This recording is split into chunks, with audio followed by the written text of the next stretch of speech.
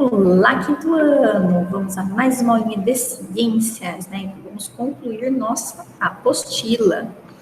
Bom, pessoal, então é o seguinte.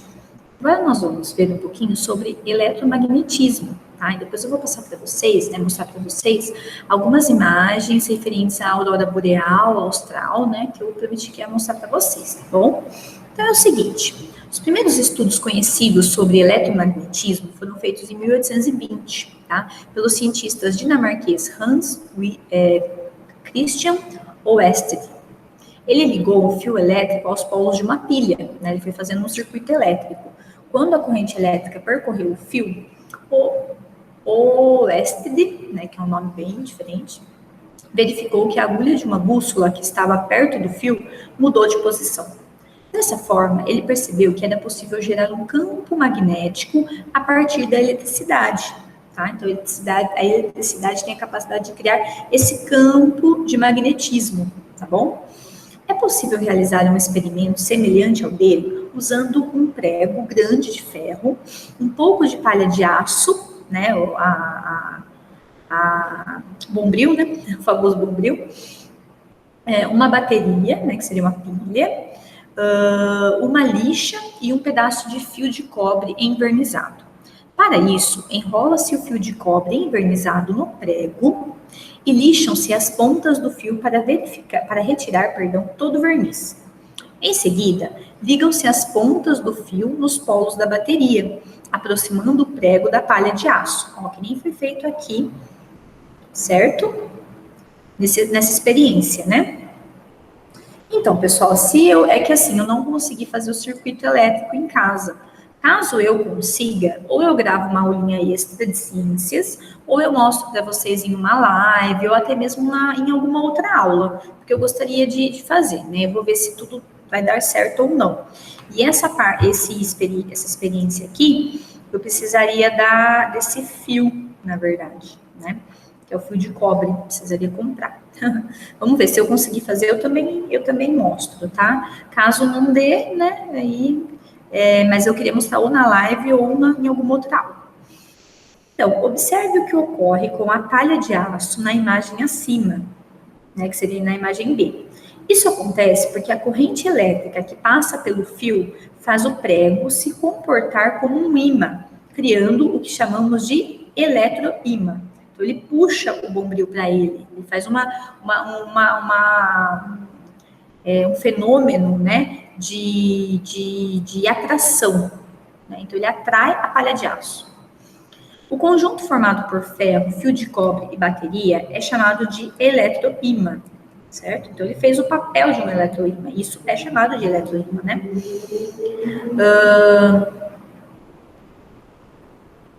Quando uma corrente elétrica percorre um fio elétrico, surge um campo magnético ao redor do fio.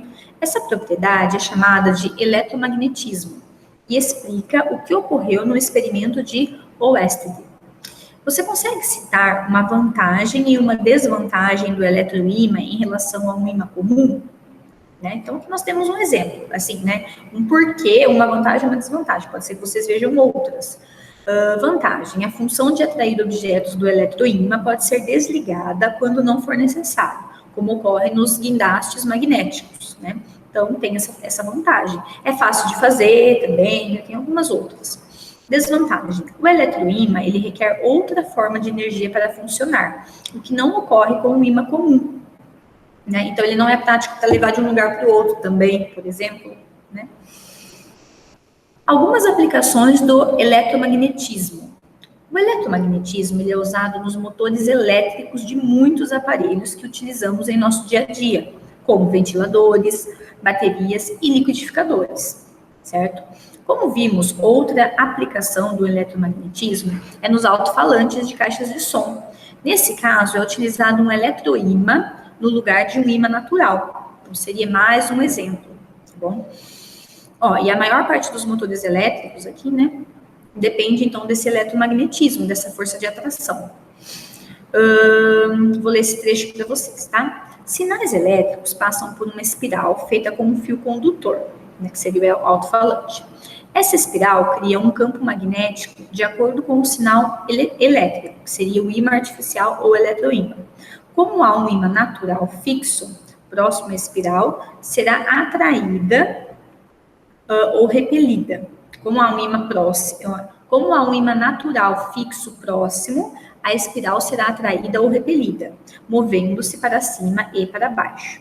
Essa movimentação da espiral faz o cone do alto-falante vibrar, produzindo som a partir do sinal elétrico. Vejam como é tudo bem detalhado, né? Tem todo um procedimento de passagem aí de fenômenos, né? Condução de magnetismo, né? Vibração. Então, nós temos várias etapas para acontecer o funcionamento de um alto-falante. Então, parece tão simples, mas na verdade não é tão simples assim, né? Deixa eu só ver o que vocês vão grifar aqui, pessoal. Ó, grifar essa parte e esta outra parte, falando sobre o eletromagnetismo. Deixa eu ver se acima eu pedi para grifar. Não. Vamos lá. A maior parte da energia elétrica utilizada no Brasil é gerada em usinas hidrelétricas, como nós já sabemos, né? Podemos dizer que as grandes turbinas presentes nas barragens convertem a energia do movimento da água, que seria a mecânica, né, em energia elétrica. Isso só é possível por causa de eletroímãs, né, que são presentes, né, nos geradores. E eles criam um campo magnético e, consequentemente, uma corrente elétrica. Então, muitas vezes é necessário um campo magnético para que ocorra uma corrente elétrica, senão não vai acontecer o fenômeno, né? Não vai acontecer o fluxo de energia, a conversão de energia e tudo mais. Então, nós temos aqui o gerador, né? Temos, lógico, o campo magnético que foi criado. Ondas de rádio e televisão. As ondas sonoras de rádio e TV são ondas eletromagnéticas. Elas são formadas pela oscilação simultânea de um campo elétrico e de um campo magnético. A transmissão e a recepção desse tipo de onda ocorrem por meio de antenas, tá?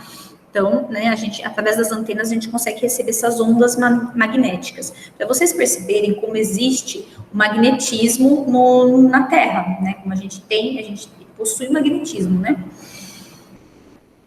Então, aqui nós temos antenas de estação de rádio, ondas de rádio, antenas de rádio portátil, alto-falante.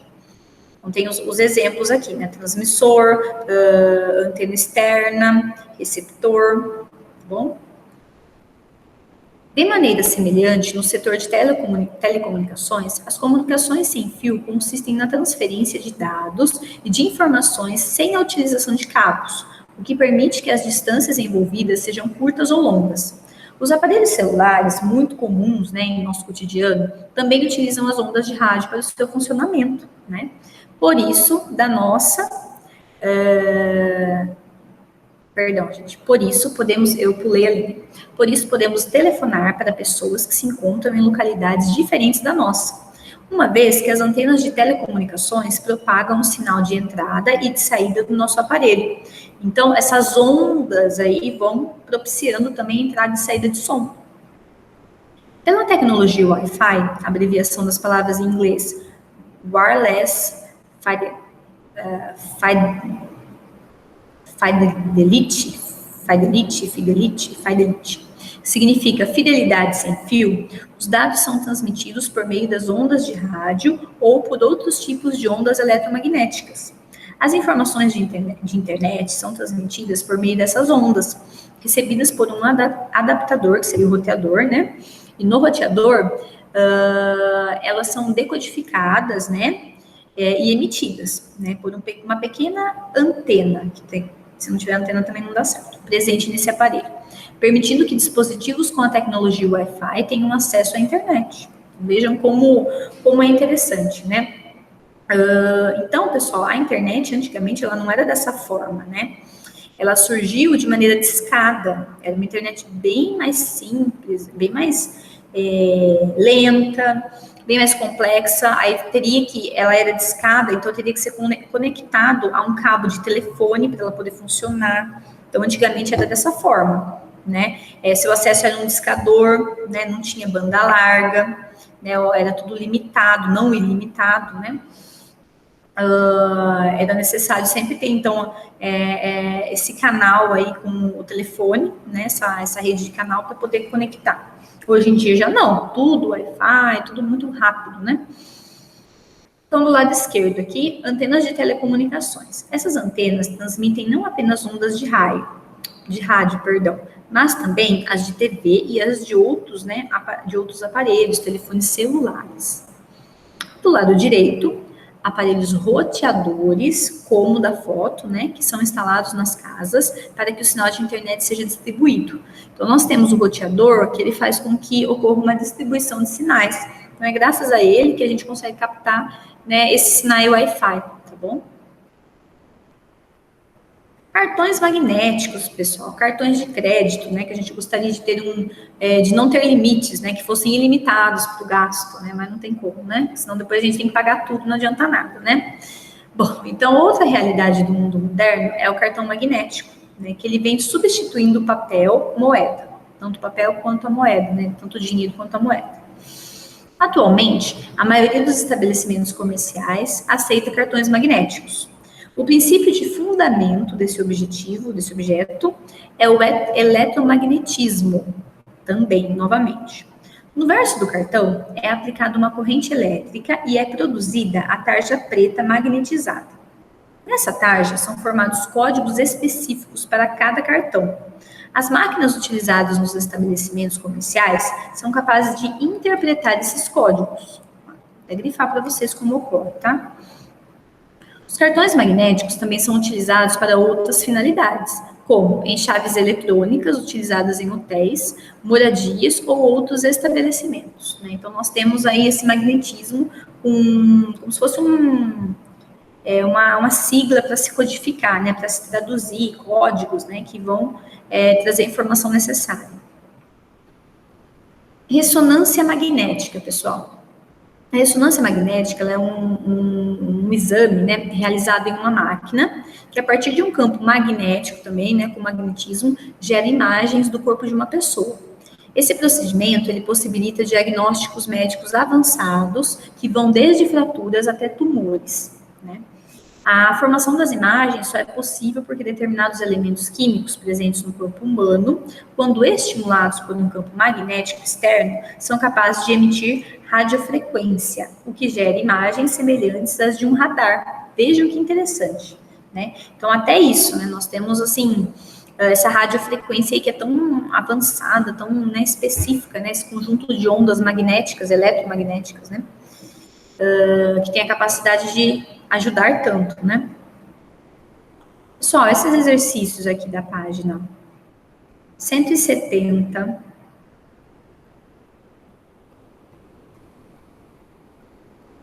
Peraí, gente. 170. E ó, da 175 eu vou corrigir, né? Que nós temos só mais essa aula. Esse da bússola eu vou explicar para vocês. E o da 170 e 71 também. Então, 170, 171 e 175. A bússola, pessoal, provavelmente eu vou pedir para que vocês tragam em uma live. Provavelmente, tá? Mas eu não tenho certeza absoluta ainda, mas é uma grande probabilidade. De qualquer forma, deixe assim, se vocês puderem fazer, agora se ficar muito complicado, deixa mais para frente para tentar fazer. Mas se puder fazer antes, é muito bom, porque vocês vão aprender mais e daí já vão deixar preparado também o material referente à live, né? Então, tem tudo isso, que vai ajudar vocês também. Então, vamos lá. Número 1. Na imagem abaixo, vemos uma porta com sistema de fechamento moderno. Observe-a, depois leia a legenda que explica que sistema é esse. Quando uma corrente elétrica percorre um fio elétrico, surge um campo magnético ao redor do fio. Essa propriedade é chamada de eletromagnetismo e permite que a porta seja trancada, né? Então, veja que interessante, né? Tem essa corrente elétrica aí, né? E surge, então, um campo magnético ao redor desse fio, né? Que vai permitir essa abertura. Letra A. A imagem e a legenda descrevem que tipo de ímã, pessoal? Seria um ímã, um eletroímã, na verdade, né? Porque tem a ver com capacidade aí de transferência de magnetismo e tudo mais. Esse é um ímã natural ou artificial? Justifique sua resposta. São artificiais, né, pessoal? Mesmo porque a gente sabe que para o eletromagnetismo funcionar, precisa desse componente, né? E os ímãs naturais, eles são originados de rochas magnéticas. E os ímãs artificiais já não. Principalmente um eletroímã, né? Que ele é bem específico. 2. Utilize as palavras abaixo para completar adequadamente o texto. Então, aqui, como que vai ficar? Vai ficar da seguinte maneira. As ondas eletromagnéticas são o resultado da interação de campos elétricos e magnéticos. Foi graças à sua descoberta que hoje podemos ouvir músicas ou notícias no rádio, assistir a programas de TV, aquecer alimentos no micro-ondas, acessar a internet e muitas outras coisas. Muito legal. Vamos testar, pessoal, só para marcar um X na afirmativa incorreta. A afirmativa incorreta aqui da número 1 é a letra B. O eletroímã, ele funciona mesmo quando a corrente elétrica se encontra desligada. Ok? Número 2 agora. Marque um X na alternativa que completa corretamente a afirmação a seguir. Letra A, da transmissão de ondas eletromagnéticas. É uma continuação, perdão, não li aqui. A comunicação do sistema de Wi-Fi ocorre por meio da transmissão de ondas eletromagnéticas. Essa é a continuação. O que nós aprendemos, pessoal? Magnetismo, aprendemos que magnetismo é um fenômeno natural de atração e repulsão, que nós já vimos, falamos várias vezes, observado em materiais de propriedades magnéticas. Os ímãs apresentam extremidades que atraem e se repelem, pois tem dois polos, né? Então, o polo norte e sul, positivo e negativo. A Terra funciona como um grande ímã, né? E próximo aos polos geográficos encontram-se os polos magnéticos da Terra. O eletromagnetismo ocorre quando uma corrente elétrica passa por um fio elétrico, o que possibilita o surgimento de um campo magnético ao seu redor. Pessoal, eu vou mostrar para vocês, antes de eu continuar aqui para conectar, eu vou mostrar para vocês a aurora boreal, que eu fiquei de mostrar, né? Então, eu peguei peguei uma imagem, porque o vídeo tá meio ruim, tá meio travando, e daí eu vou mostrar para vocês, tá bom? Aqui nós temos alguns locais que são possíveis observar a aurora boreal. Lembrando que, pessoal, a Terra, ela é como um campo magnético. Na verdade, ela é como um ímã, então ela possui um campo magnético. Quando ocorre, né, a junção aí desse campo magnético com as partículas eletrizadas, que são os íons, né, que estão presentes na ionosfera, que é uma camada específica da Terra, juntamente aí com toda a junção do ar ali, né, da nossa atmosfera, né, o vento ali que se propaga, até mesmo a luz das estrelas e tudo mais, mas principalmente a junção dessa camada magnética com os íons, né? Isso propicia luzes diferentes do normal, luzes bonitas, né? Diferentes do normal, assim, né? São luzes que são formadas a partir desse fenômeno, por isso elas são diferentes, né? Então, é um fenômeno muito bonito que a gente consegue ver no norte, né, no Polo Norte e Polo Sul. Então, a gente só consegue ver nos polos por conta das extremidades da Terra. E é um fenômeno realmente muito bonito, né? Então, pode ser a aurora boreal, quando é no Polo Norte, e Polo Sul, a aurora austral. Então, ó, aqui nós temos alguns exemplos. Ó. Noruega, a gente consegue ver dessa maneira. Islândia, veja que lindo, maravilhoso, pessoal. Queria muito ver. Deixa eu ver o que mais. Finlândia é bem possível de ver, acontece bastante. Canadá, Nova Zelândia, Ushuaia, olha que lindo, pessoal, rosa. Alasca, também maravilhoso, né? De lá dá para ver muito bem. Suécia, lindo. Antártida, né? Com gelo. Ah, tá vendo essas propagandas, vou falar. Groenlândia. E deixa eu ver se tem mais algum.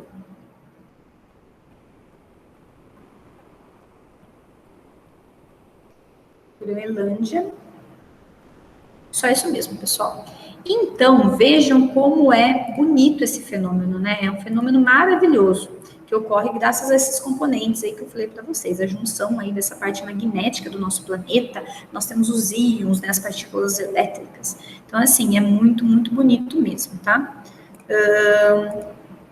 Bom, então vamos continuar na apostila.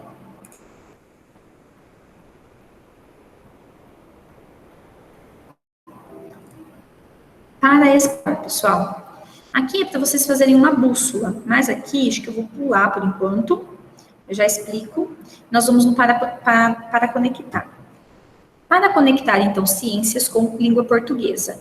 Maglev. Tecnologia de levitação magnética no Brasil.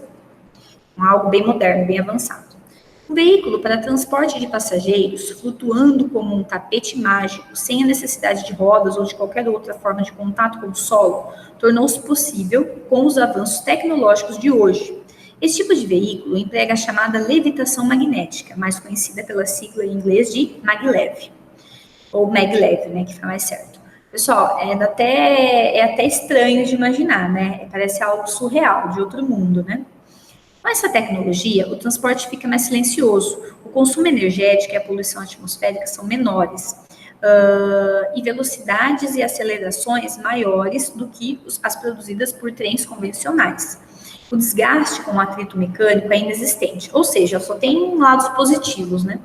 Mais uma vantagem, a baixa interferência com obras civis de implantação quando comparada a sistemas que usam rodas e trilhos. Vou falar para vocês aqui. Então, tudo ótimo, né? Então, só tem vantagens, né? Até onde a gente sabe, né? Agora tem que ver o custo, né? Quanto, se é muito caro, né, para ter.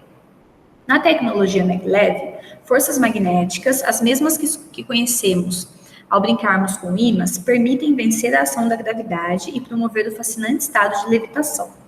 Naturalmente, controlar essas forças para transformar uma possibilidade tecnológica em um equipamento de uso corriqueiro, vencendo dificuldades de ordem industrial, econômica, não é tarefa trivial, né? Não é fácil. E exige o trabalho de engenheiros, técnicos, físicos, arquitetos, economistas, desenhistas, industriais e etc. Então, na verdade, é algo assim, bem moderno, bem tecnológico mesmo. Explore. Número 1. No texto, cada parágrafo traz um tipo de informação. Escreva com poucas palavras qual a informação dada. No primeiro parágrafo, que nós temos o funcionamento, né? Como é o funcionamento de um veículo que utiliza levitação magnética. Segundo parágrafo, as vantagens da utilização desse veículo. Terceiro parágrafo, como ocorre o estado de levitação do veículo. No terceiro parágrafo, lemos: na tecnologia maglev, forças magnéticas, as mesmas que conhecemos ao brincarmos com ímãs, permitem vencer a ação da gravidade e promover o fascinante estado de levitação. Por essa frase, podemos entender que as forças magnéticas são responsáveis pela levitação do veículo, né? É a frase correta. 3. Após a leitura do texto, é possível afirmar que a tecnologia de levitação magnética já pode ser utilizada em transporte de passageiros no Brasil? Por quê? Não, né, pessoal? Infelizmente, né? Ainda é uma possibilidade, né? Transformar, então, esse tipo de energia, de tecnologia, perdão, em realidade, né? Então, na verdade, é muito complicado ainda, de acordo com todo o trabalho para se ter essa tecnologia, o Brasil ainda não comporta, né? Então e também ainda está em fases de teste, né? Não é algo comum ainda, né? Então, quem sabe um dia, né? 4. Por que os cientistas procuram alternativas para os veículos que temos atualmente? Escreva no caderno um texto sobre esse tema. Bom, na verdade, pessoal, o que acontece? Nós temos muitos veículos, então isso gera muita poluição, né? Consequentemente, efeito estufa, né? Problemas na camada de ozônio, né? Problemas de estresse, né? Por conta de grandes congestionamentos, né? E tudo mais. Entre diversos outros fatores, né? Problema de desgaste mecânico, então custo alto, né? Barulho, né? Que é a poluição sonora também. Então tem muitos problemas aí que, na verdade, nós estamos tentando diminuir, mas principalmente seria a poluição. Para concluir, pessoal, O imã aqui é para vocês fazerem dessa maneira, tá? Depois não dá para vocês responderem por conta de não terem feito ainda, mas é o seguinte. Como fazer... O imã não, bússola. Como fazer uma bússola? Como vimos, a bússola é um instrumento usado na orientação espacial. Ela possui uma agulha magnética que aponta para o norte. A partir desse princípio simples, é possível construir um modelo caseiro de bússola. Para isso, primeiro relembre quais são os pontos cardeais. Relembre também como é possível se orientar pelo Sol para descobrir essas direções, perdão. A agulha das bússolas sempre aponta na direção norte-sul, né? Então, também prestar atenção. Para saber qual é a ponta norte e qual é a ponta sul, podemos usar outra bússola ou observar os pontos cardeais geográficos, né? Norte, sul, leste, oeste.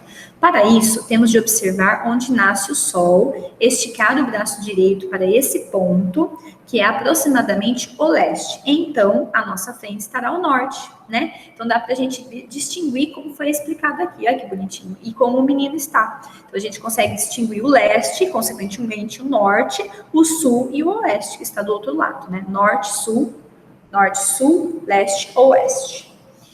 Material, pessoal, uma agulha que deve ser manuseada apenas pelo professor, no caso aí por algum familiar de vocês, pelo amor de Deus, né? Não pode vocês pegarem sozinhos, porque pode machucar, tá bom? Um imã, né? Vai precisar de um imã, um pires, uma rolha ou um pedaço de isopor.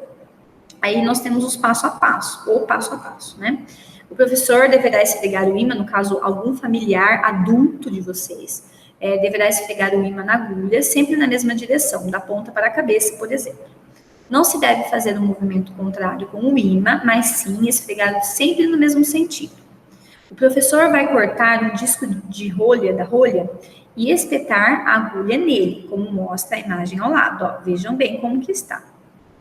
Depois, em seguida, ele vai colocar o disco da rolha com a agulha sobre a água, de modo que ele possa girar livremente. Então, vai criar, né, um imã falso, um imã que não é natural, né, falso realmente, produzido, né, artificial, né, um imã artificial, e não um imã verdadeiro, né.